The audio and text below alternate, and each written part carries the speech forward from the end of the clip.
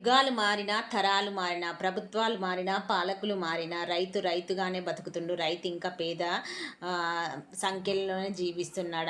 రైతు రాజెందుకు గాలేకపోతున్నాడు ఒక్కసారి ఆలోచించండి. ఏ ప్రభుత్వం వచ్చినా రైతు కోసం ప్రవేశపెట్టిన స్కీమ్స్ అనేటివి, నిధులు అనేటివి రైతుకి నేరుగా చేరకపోవడం అనేది ఇందుకు ప్రధాన ఆటంకం అన్నమాట. ఇది రీసెంట్‌గా ఈ ఆధార్ కార్డ్ అనేది లింక్ చేయడం వల్ల అసలు ప్రధానమంత్రి కిసాన్ స్కీమ్ కింద ప్రతి రైతుకు 6,000 అనేటివి పడతాయి. అందరికి మీకు తెలిసిన విషయమే. అయితే ఈ నిధులను కూడా పక్కదారి మళ్లించారన్నమాట.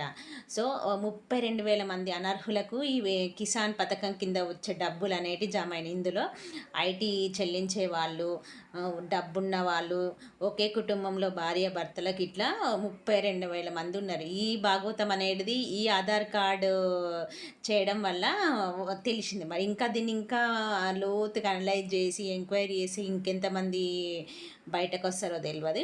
అలాగే రైతు బంధు అంటారు. రైతు బంధు కూడా 100 ఎకరాలు 1000 ఎకరాలు ఉన్న వాళ్ళకు కూడా రైతు బంధు ఇస్తున్నారు. ఇది అవసరమా?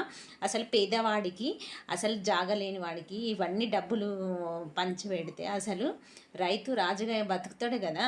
ఇవి అంటే ఉన్న వాళ్ళకే స్కీమ్స్ అంది, లేని వారికి స్కీమ్స్ అందకపోవడం అనేది ఈ స్కీమ్ రూపంలో ఒక స్కామ్ అన్నమాట. అసలు ఇప్పటికైనా ప్రభుత్వాలు కానీ, పాలకులు కానీ, ప్రజలు కూడా అన్యాయం జరిగినప్పుడు ఎదిరించాలి. కకృతి పడి మాకే కావాలి డబ్బులు, పేదవాడికి అందద్దని ఉంటే ఇలానే ఉంటుంది.